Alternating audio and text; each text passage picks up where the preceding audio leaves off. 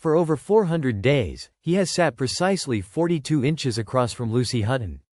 This measured gap defines the demilitarized zone between his hyper-structured, logical existence and her bright, chaotic life.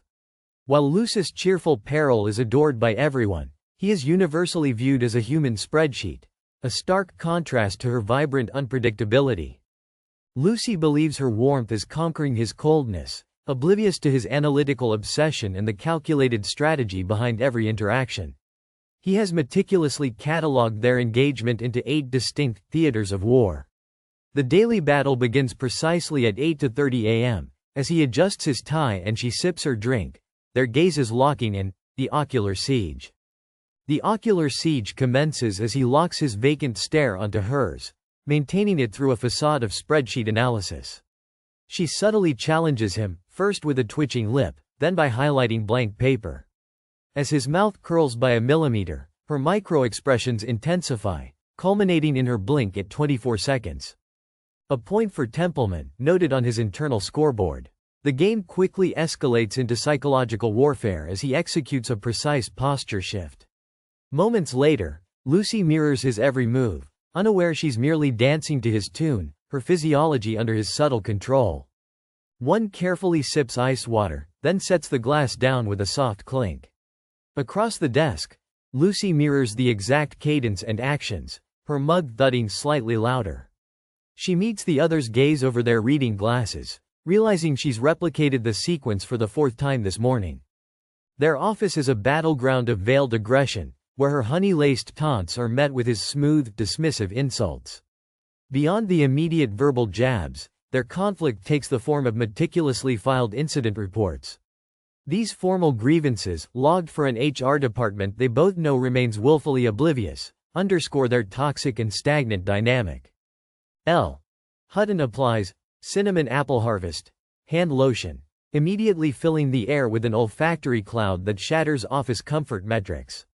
The overpowering scent, likened to a candle factory disaster, prompts an immediate request for cessation or relocation.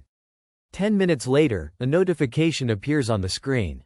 Hutton issues a scathing rebuttal, accusing Jade Templeman of baseless allegations and aggressive pen clicking during a crucial call.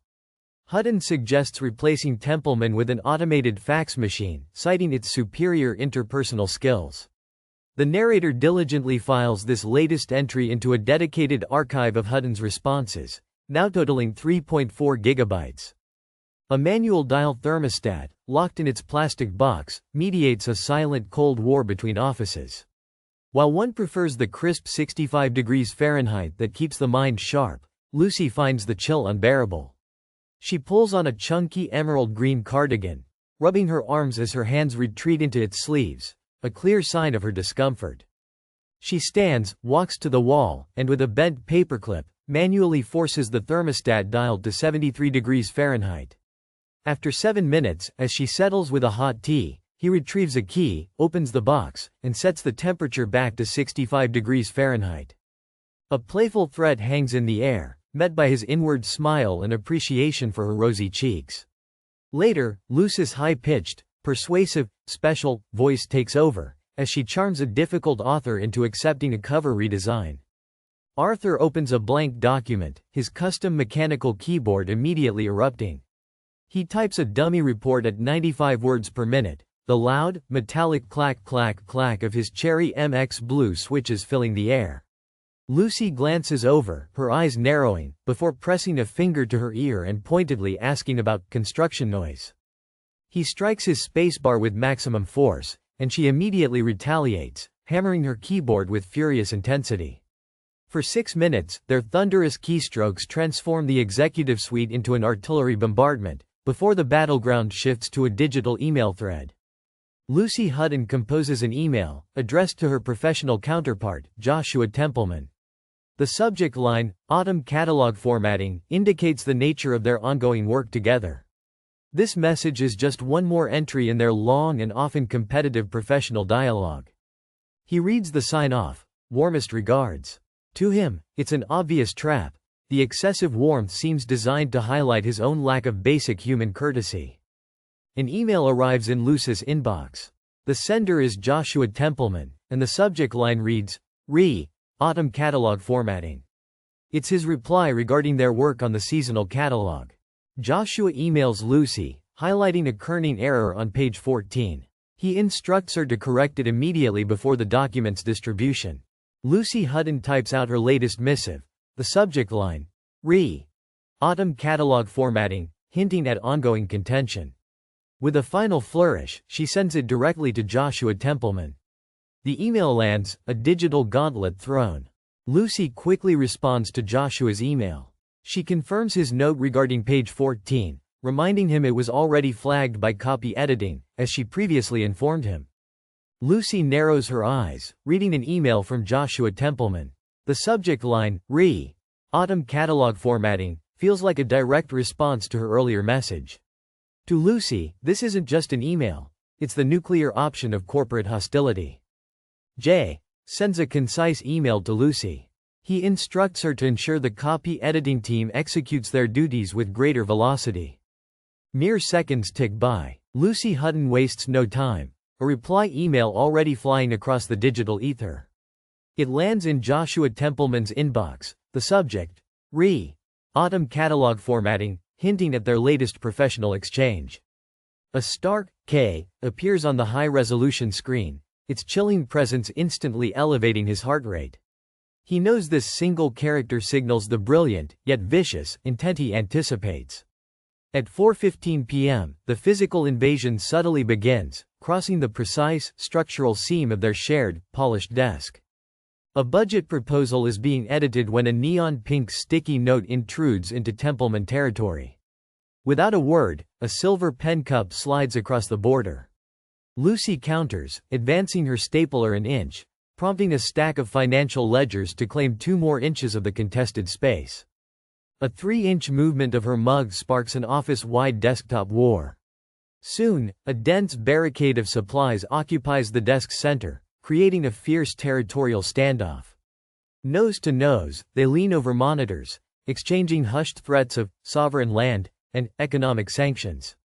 As the workday nears its end, Lucy performs her final ritual of caffeine dominance.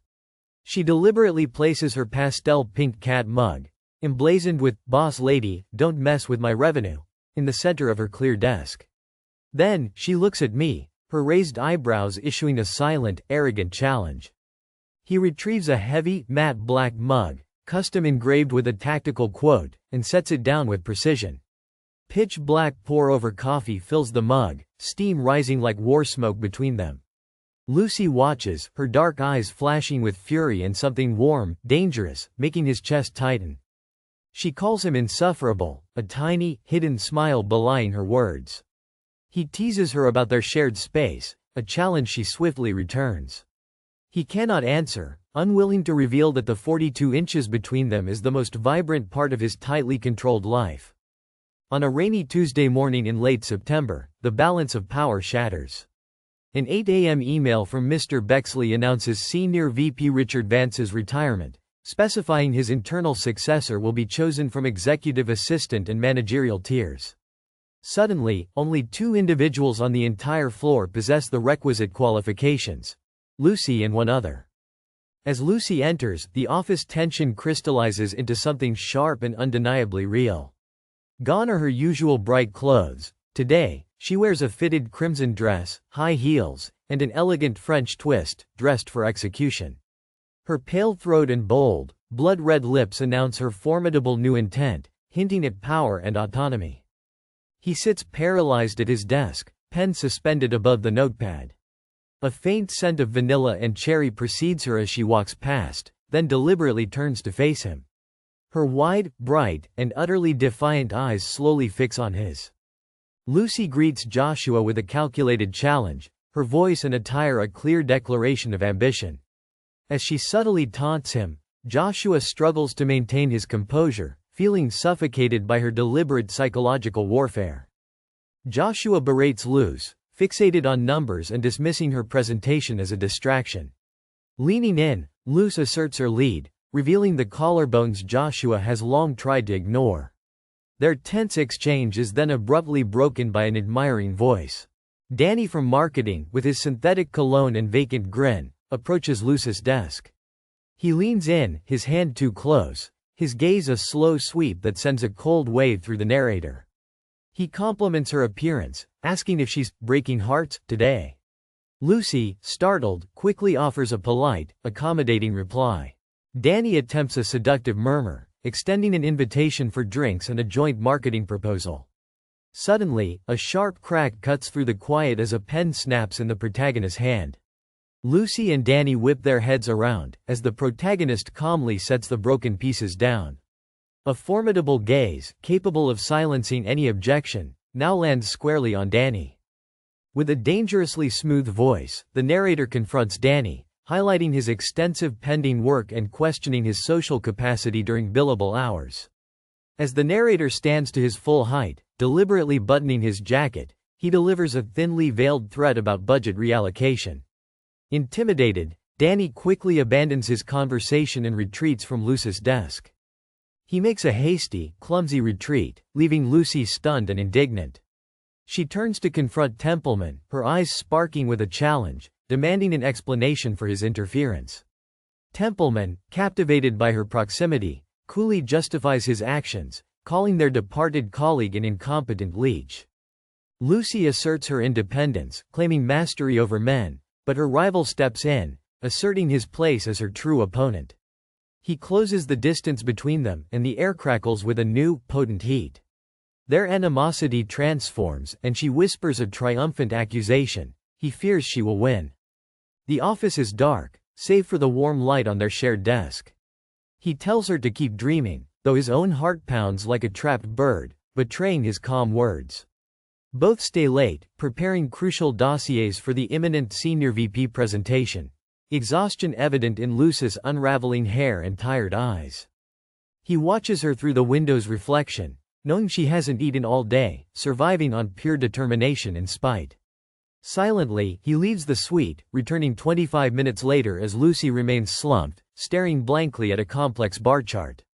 Silently, he places a warm croissant and a coffee cup before Lucy, who blinks, startled. Her bewildered gaze moves from the items to him before she picks up the cup, revealing her exact, specific order written on the side. She freezes, her eyes widening as they fix on the handwriting on the cup, then snap up to meet his. Stripped of all composure, she breathlessly questions how he knew her order, a secret she's never revealed. His own blood runs cold, the weight of her words settling heavily.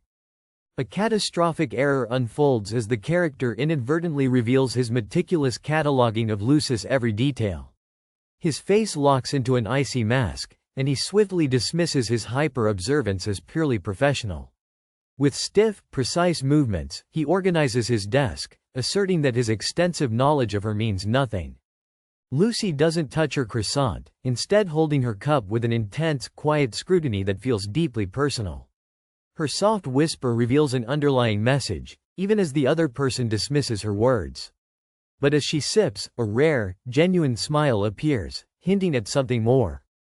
As rain drums against the glass windows all night, the 42 inches between them transform. This distance feels less like a battleground and more like a bridge. Friday arrives like an execution date as the board presentation begins. Lucy enchants with her brilliant warmth, while the narrator follows with a ruthless, surgical breakdown of efficiency. The board defers its decision until Monday morning, leaving the office empty and a palpable tension lingering. A violent autumn gale batters the windows of the 19th floor corridor as Lucy, exhausted and disheveled, walks toward the glass elevators. She clutches a heavy bag, pulling it away when Joshua offers to help. He lifts the heavy bag from Hutton, their fingers brushing with an electric jolt as she explains it's full of primary source research. They step into a panoramic glass elevator, its doors chiming softly. He presses the button, and the silent car descends, revealing the sprawling, rain-slicked city lights beneath them. They stand shoulder to shoulder, the small space amplifying her intoxicating scent of vanilla, cherry, and rain, and the heat radiating between them. She offers a quiet compliment, yet his gaze remains fixed on her delicate profile. Turning to him, she poses a direct question about his true desires, leaving his ambition hanging in the air. He confesses his desire for structure and control, but she presses him, questioning if his need for order is simply a wall keeping others out. Before he can respond, the elevator lights flicker violently. A deep, metallic groan fills the shaft as the car suddenly drops 2 feet, emergency brakes slamming shut with a deafening clang. Lucy shrieks, losing her balance, but he instantly catches her, his arms securing her against his chest. The elevator settles into a sudden stillness, plunging them into the dim glow of emergency lights as rain washes over the glass. They are suspended, trapped in midair between floors, as the world outside blurs with blue-lit rain. He asks Lucy if she's all right, his concern palpable. She clings to him, breathing rapidly, her body pressed close in the dim light. Though her voice trembles, her eyes fixate on his mouth. He knows he should pull away, but he remains frozen in place. He doesn't move, his hands locked around her waist, thumbs resting on the crimson fabric as he feels the furious pulse beneath. Lucy murmurs his name, her warm breath caressing his chin. When he replies, his voice is a low, rough gravel, and she observes that he's holding her very tightly. He fears she might fall if he lets go, a danger she initially misinterprets. When he clarifies, revealing a deeper, unspoken truth, a sharp gasp escapes her. Her hazel eyes darken, catching the emergency light like sparks. The charged air hums with their sudden, potent understanding. Hutton's playful accusations about his rigid habits thinly veil her intense attraction, which he reciprocates with his own frustrated praises of her irresistible charm. As their heated words build, the pretense shatters, revealing raw desire beneath. With a simple invitation to stop thinking, their long-fought emotional war collapses into an undeniable, passionate peace. A desperate kiss ignites between them, an explosive collision of long-suppressed desire against the elevator wall. He pulls her close, his hand tangling in her hair as her body melts into his, her soft moan a confession. Their fierce, unyielding passion drives them both into a chaotic delirium. He presses her against the elevator glass, their kiss a searing flame amidst the city lights. Breathing her name, he confesses a wild madness, which she defiantly embraces, pulling him closer still. Lost in their shared intensity, the outside world and all ambition disappear. A harsh chime and blinding lights abruptly pierce the silence. The elevator's brakes hiss, resuming its descent, forcing them apart. Lucy leans against the glass, her smudged lipstick a clear indication of their embrace. He realizes with a jolt that crimson now stains his own chin, a silent accusation. He stands frozen, heart pounding, as the elevator doors open to reveal a shell-shocked Lucy. She snatches her bag and sprints into the stormy night, leaving him alone in the bright lobby, the taste of her still lingering. The weekend is an agonizing, endless void for Joshua, who paces his minimalist apartment sleepless, haunted by 4 minutes in an elevator. His terror isn't merely the broken policy, but Lucy's conviction that his kiss was a cold, calculated tactic to sabotage her before the promotion announcement. By Monday morning, Joshua is already at his desk. His tie is perfectly knotted, yet dark shadows betray his profound exhaustion. At 8:15 a.m., the glass doors open, and Lucy enters. Pale and fragile in her simple dress, she stands gripping her desk chair until her knuckles turn white. She confronts him across a short divide, her voice completely devoid of its usual warmth. As he tries to speak, she cuts him off, her anger palpable. For 2 days, she's wondered if his actions were just a game, a calculated move before a crucial decision by Bexley. Her voice cracks, cutting through him like a scalpel. He disregards office rules, stepping from behind his desk to confront her directly. As she looks up, eyes glistening, he confesses his true feelings, his voice shaking with a raw honesty he can no longer conceal. The narrator, after a deep breath, strips away 412 days of emotional armor. They confess to Lucy that they specifically requested their desk, choosing to sit mere inches from her when their departments merged. Lucy's breath hitches, the weight of the revelation settling upon her. In the executive suite, a man confesses his profound love to Lucy, his trembling hands holding hers. He reveals his past coldness was a desperate facade, a war waged to keep her attention and presence. Unable to express his true feelings, his rigid nature found this desperate way to survive his hopeless devotion. A heavy silence descends as he bares his soul. Tears finally spill from Lucy's eyes as she confronts him, her voice trembling with a mix of frustration and affection. She calls him an idiot, then leans in close, revealing the many subtle ways she's tried to capture his attention.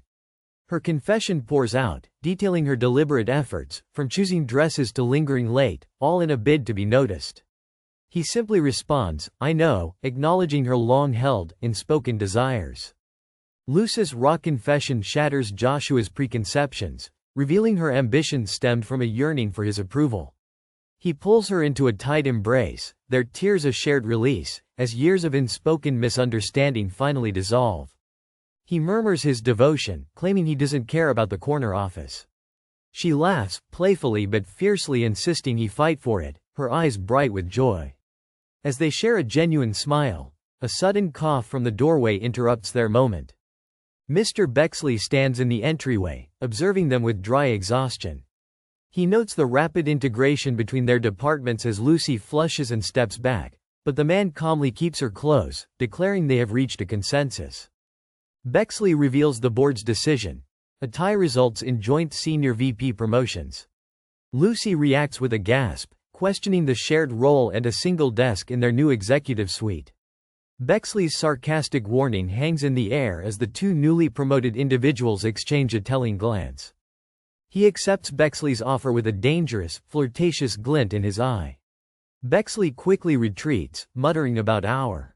Alone, Lucy turns in his arms, her eyes sparkling with wicked amusement at the prospect of their shared corner office as joint senior vice presidents. Joshua and his partner engage in a familiar, playful dispute over household habits. As their banter escalates, he closes the distance, kissing her deeply while her fingers playfully tug at his tie. Their tender exchange is a dance of wills, each finding joy in the other's affectionate defiance. He pulls her close, murmuring, "No, shortcake," against her lips as the bright morning sun breaks through the clouds, bathing their shared space in warm, golden light. "That's a promise," he adds.